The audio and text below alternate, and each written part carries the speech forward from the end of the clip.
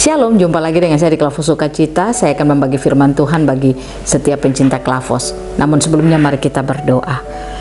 Kami beri hati kami untuk terus diisi lewat kebenaran firman-Mu. Roh Kudus tuntun dan tolong kami, agar pemberitaan firman yang kami dengar benar-benar suara Tuhan yang berbicara bagi kami. Lengkapi hamba dengan Roh-Mu yang kudus Tuhan. Dalam nama Yesus hamba berdoa. Amin. Bagian firman Tuhan 1 Petrus pasal 4 ayat 15 sampai yang ke-16, demikian bunyi firman Tuhan. Janganlah ada di antara kamu yang harus menderita sebagai pembunuh atau pencuri atau penjahat atau pengacau, tetapi jika ia menderita sebagai orang Kristen, maka janganlah ia malu, melainkan hendaklah ia memuliakan Allah dalam nama Kristus itu. Demikian jauh pembacaan firman Tuhan. Pemirsa Klavos yang diberkati oleh Tuhan, sebagai orang-orang Kristen yang percaya kepada Tuhan, kita percaya kalau Tuhan itu tidak pernah merancang hidup saudara dan saya untuk ada dalam kesusahan. Dia tidak pernah merancang hidup kita untuk ada di dalam penderitaan, tetapi rancangannya bagi kita adalah rancangan sukacita dan damai sejahtera. Itu berarti bahwa apapun situasi, kondisi, keadaan yang kita alami tidak dapat merubah rancangan Tuhan atas setiap kehidupan kita. Sehingga saudara dan saya tidak perlu kita ada dalam ketakutan, kekhawatiran, dan berputus asa dengan situasi keadaan yang kita alami. Karena ingat, rancangan Tuhan atas hidup kita itu adalah rancangan yang sangat luar biasa. Nah, oleh karena itu firman Tuhan kalau berkata kepada kita, ayatnya yang ke-15, janganlah ada di antara kamu yang harus menderita sebagai pembunuh atau pencuri atau penjahat atau pengacau.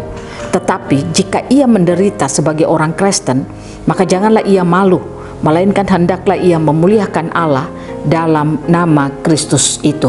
Artinya firman Tuhan ini mau berkata kepada kita bahwa situasi dan keadaan terkadang membuat kita meragukan Tuhan dalam hidup kita. Situasi dan keadaan terkadang membuat kita bisa bertanya-tanya tentang siapa Tuhan dan kenapa Tuhan ini harus terjadi dalam kehidupan kita. Terkadang orang Kristen mengira bahwa mengikut Tuhan itu dia tidak akan pernah mengalami kesusahan di dunia ini. Alkitab jelas berkata dalam 1 Yohanes 5 ayat 19 bahwa dunia ini dikuasai oleh si jahat.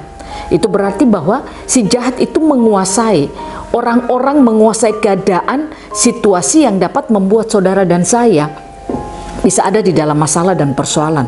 Nah, oleh karena itu, dengan situasi keadaan itu, kita tidak perlu untuk bagaimana kita hidup menjadi orang yang berputus asa dengan kondisi dan situasi.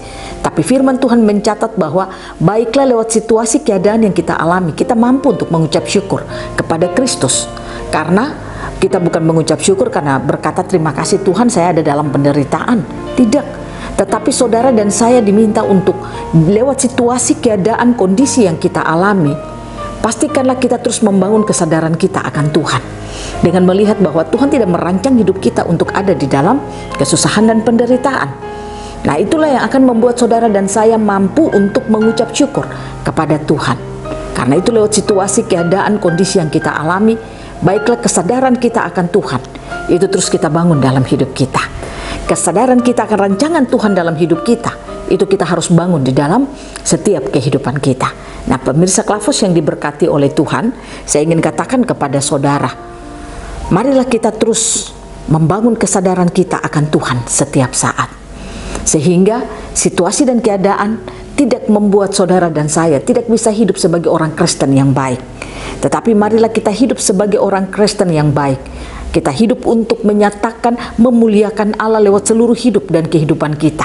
Sehingga dunia akan melihat Allah melalui hidup dan kehidupan kita. Dan kita akan menyatakan kerajaan Allah di tengah-tengah dunia ini. Karena itu pemirsa Klavos yang diberkati oleh Tuhan kita Yesus Kristus, kalau firman Tuhan berkata bagi kita, hendaklah kita mengucap syukur dengan semua yang kita alami. Pertanyaannya, bagaimana kita dapat mengucap syukur di tengah-tengah situasi keadaan yang tidak mengenakan bagi kita?